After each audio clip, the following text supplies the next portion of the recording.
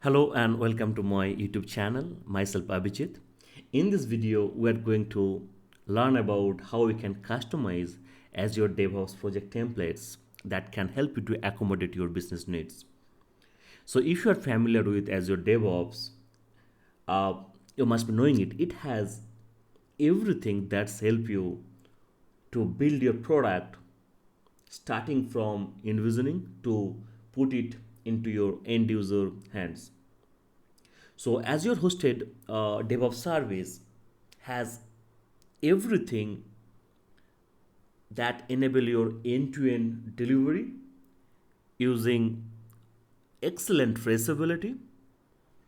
Also, it's provide setup agile tool to manage your projects. It has a code repository to manage your code. It has a very highly scalable and organized build and release pipeline to automate your build and release management. And it has also automated test plan and test execution strategies. Whenever you start any of your product development and if you wanted to put it on Azure DevOps, we start it by creating a new project on the Azure DevOps.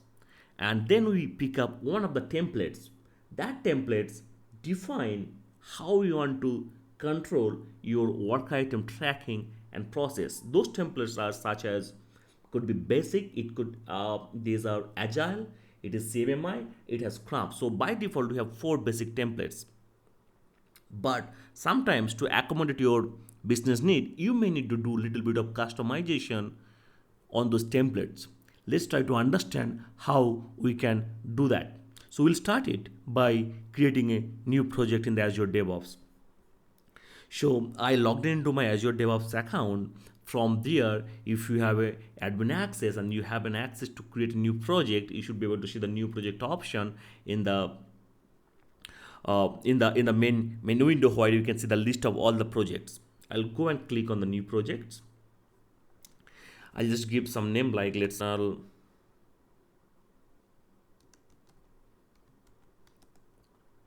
dev project.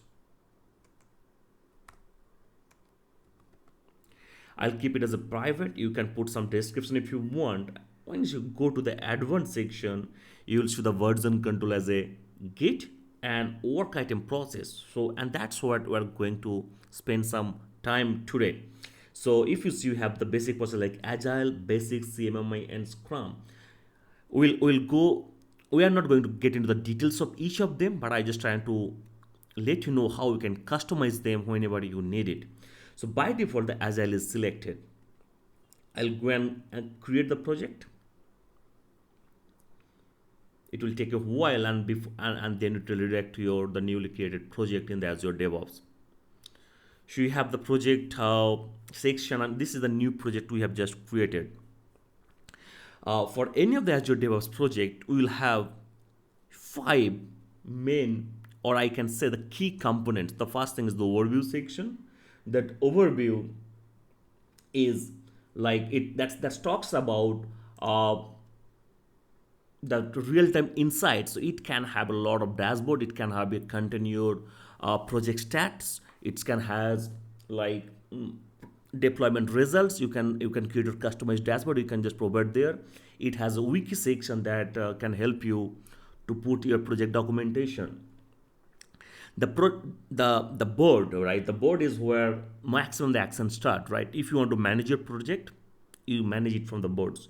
You create different set of work items, like it could be your bugs, it could be stats, it could be user stories, whatever you talk as part of a project execution. It comes under everything under the boards. uh, it has the boards, backlog, sprint, everything that comes under this board section. The repo, like I can say, it's the critical for all the developers where we manage our source code. We do our pull request, we create our branching strategies, and all the build and really starts from these repos. The pipeline sections help you to create the build and release pipeline, which can trigger automatically or it can trigger as per the scheduled time. The test plan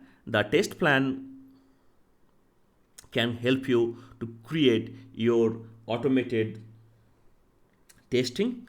It can also create all the test cases to perform the manual test execution as well. Finally, we have a section called artifacts where we can create a lot of project artifacts. Maybe some, for an example, if you are creating a custom NuGet package, you can just go and create those and store it as artifact over here and can start using in other projects as well. Okay, so these are like very high level overview on the Azure DevOps, but let's go and check what are the project templates we are talking about. So once you go back to the boards, and we have already seen, right? So you have something called work item, and each and work item has different types. Like we have bugs, epics, features, issues, tasks, test case, and user stories. Depends on what project template you choose, this item may vary. Okay, so if you want to check what is the project template you have used, you can go to the project settings, and under the process you can see, okay, this is the agile. You can click on that process. It will take you your organizational level settings where you can see, okay, under the all process we have agile, and agile has this set of work items.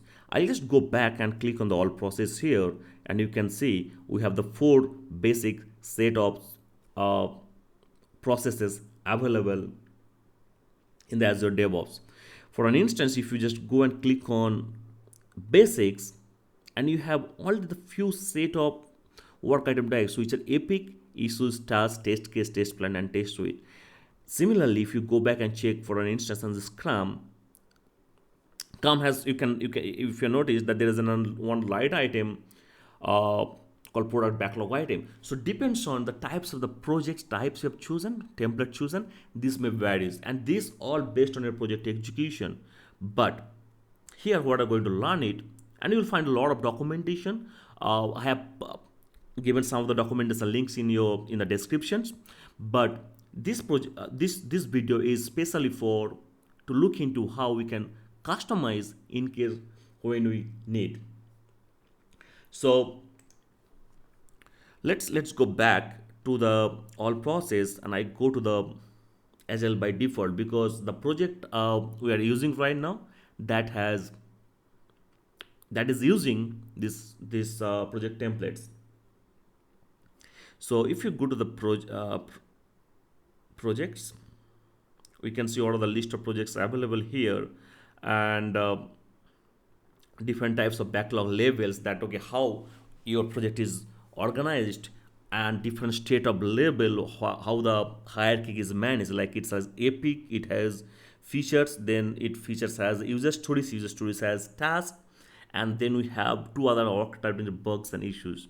Okay, now for an instance you have a task and you want to customize that particular task item. So for an example, for your project, you want to capture who is going to be the reviewer of that particular task. Or for an instance, let's take it on the user stories level, that who is going to reviewer of the user stories that has been implemented end to end or not, and what could be the review dates. Okay, so if you want to go and click on the user stories, by default you can see, okay, these are the fields available on the user stories level, but you won't be able to customize it because by default all the default templates are non-editable and you cannot go ahead and customize them. What you need to do is you have to create a inherited process out of that. So if I go to the agile again, and I'll go back to all process, I select agile and I select new create inherited process. Once I select create inherited process, I can just null dev agile, or just let's say internal dev agile. Okay, now I just go and click on the process create. If you select here, it will have everything that has in your agile template because it's just inherited from there, right? Now you can go ahead and customize each of these items. So for an example, if I go to the user story, I said I just wanted to add a new field, right? So you have a new field, you can create a new group. In fact, you add a new page like and tab, right? Like if I click on new tab, what is the page you want to add? If you want a new group, it will ask you the what is the new group you want to add. So I'll just say okay, I want to add a new group called uh, users story review. Okay, and I want to put it on the first section itself. So you can just select in which section you want to put it up, right? So I just select first section. I said okay, add group. It's just added user story review. Here we can go ahead and add field, and once you're going to add field, it will add. So what's the field name? I say reviewer, and reviewer is an user, right? It's going to be an user who is going to be part of that particular project item. So what we're going to do is we can just say okay, it could be an identity. Okay, and I just said okay, add field, and I'm going to add one more item, new field. Let's say review date. So if you come and check it here, it has all other fields like boolean, date and time, decimals, text, multiple pick list. I'll look at date and time. Okay, here you need to understand one more thing. You can use any of the existing fields over here, right? That which is already defined your parent work item process, like parent process. But you have to careful in one things in case you want to write and overwrite any of these values that may go ahead and impact all your existing project. So you have to be very careful before you change any of these existing fields, especially if you have some master values. Okay, so I'll just go ahead and click and add review. That's it. So now if I go to internal dev agile process, and from my all process list, I don't see okay I have anything called any of the project assigned. So what I'm going to do is I'll go to my agile default projects. I will be able to see is that. So here, right, I'll go click and say change process. So right now it is on agile. I'll go and click on change process, and from here I can select okay internal dev agile, right? So this is one quick example that how we can change process template for an existing project. I select internal dev agile, I go and save, close.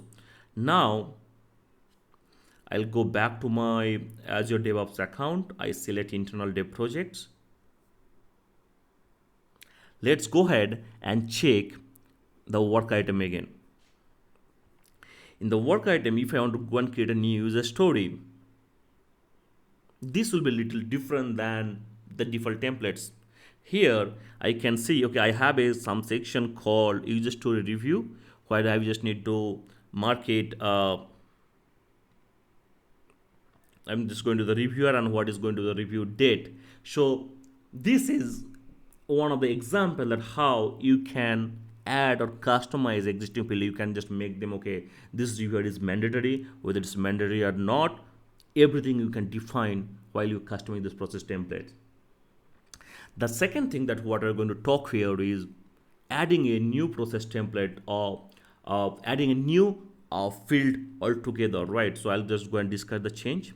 I'll go to the project settings once again, go to internal dev agile. Here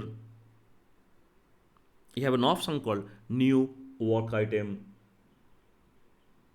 type.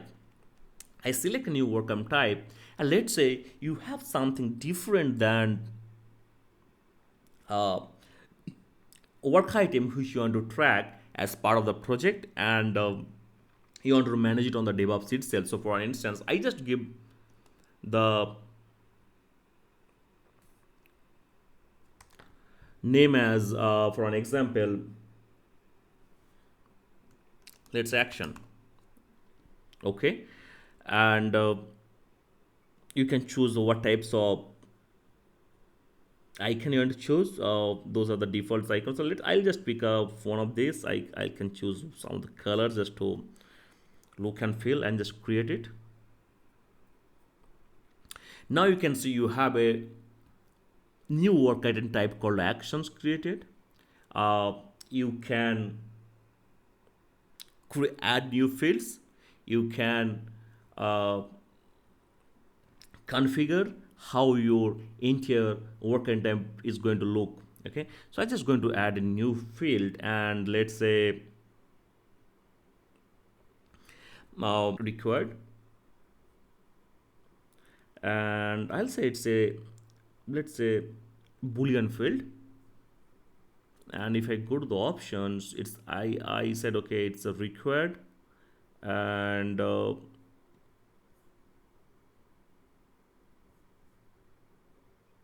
layout, why do I'm going to putting these values, and that's it. So I just add that field validation, and why is asking, I just, maybe it's already existing, so I'll just release validation required. Okay, and so I just create add, so its add is validation required. Okay, and I'll add one more field called validation justification, right? And let's put it as a text multiple line and add the field. Okay, you can add any other types of field as per your need, and you can add a new page altogether. For an example, validation details. So this will be another tab here altogether. You can just add, let's say, custom field. Okay, so this is all done, right? So let's go back to your project once again, internal dev projects, and if you go to your board work item and click on new work item, you'll find you have something called action. When you select on action, you can see, okay, you have a new work item template. Then you can see, okay, we have some custom fields, validation record by default false, we are making it as a true. What is the validation justification? And if you see, you have a validation details custom tab as well, right? So that's how you can add, or like if you want to just segregate a lot of controls in a different section, you can just do that here as well.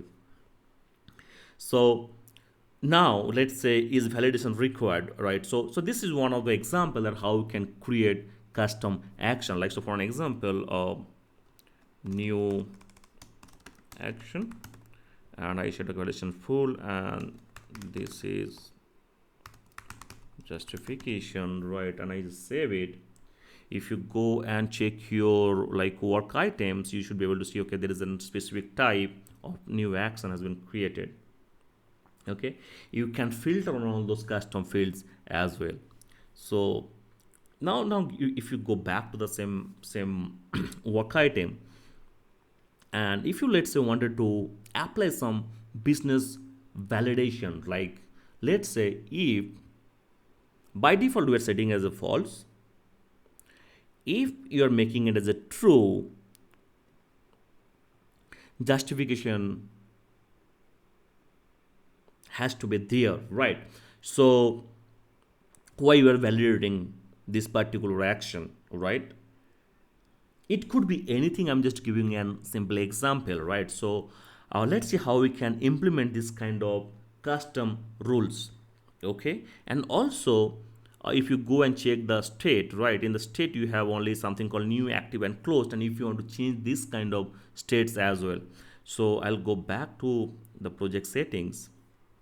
I'll say, okay, let's save these changes and go back to the project settings.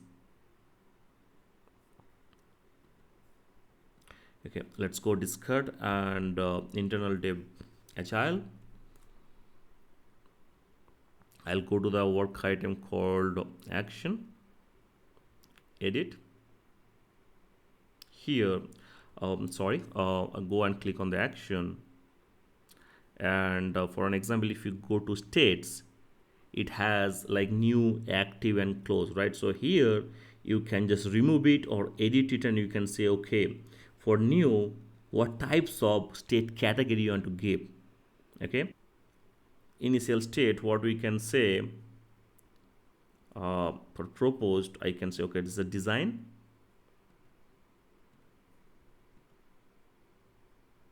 So instead of start, it will have design, active, and closed.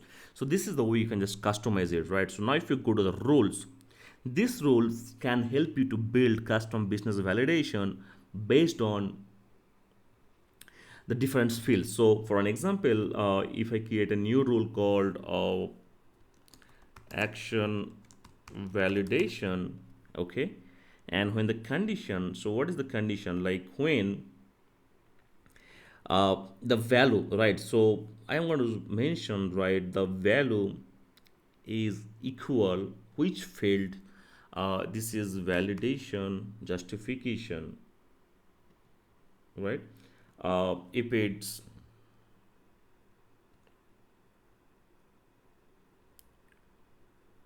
true, like let's say if it's true, what I want, like mark of required, right? So which field it was there to mark required? It was justi validation. This field was is validation required. Okay, I said false, and validation justification required, right? So the rules we're creating, whenever you're setting that is validation required as a false, you have to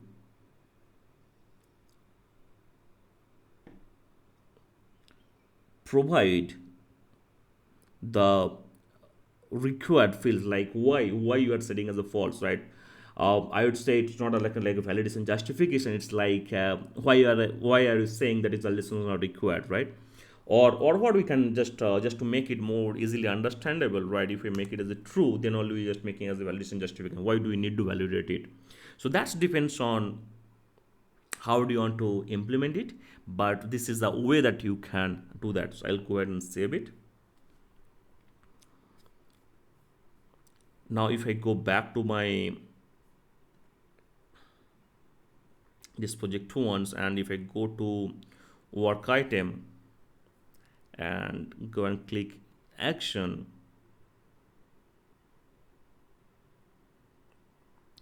so I said, okay, new action 2. Right now it is not asking anything, right? But if I make it as a validation record as a true, it's making this field as a mandatory, right? Because this is asking now why do we need to validate. So you have to just put a justification, right? You won't be able to save it. The field validation justification cannot be empty. So you have to have some details why. Okay, and you can see if I turn it off, that's fine. You can still give it over here, but if you make it as a true, it is mandatory, right? Even also if you go and check the state has also changed, right? I have initial state as a design. So this is the way, right? These are the different ways how you can customize your process template. Sometimes it is very much essential to support your business when this kind of requirements comes in, that okay, I wanted to capture these particular things in that part of the DevOps, and this is going to be a business setup rule. Can we support that? Yes, we can support it, and this is how. Thanks for spending your time and watching this video. If you like it, do subscribe my channel, and hope to come back with some new videos soon. Thank you very much.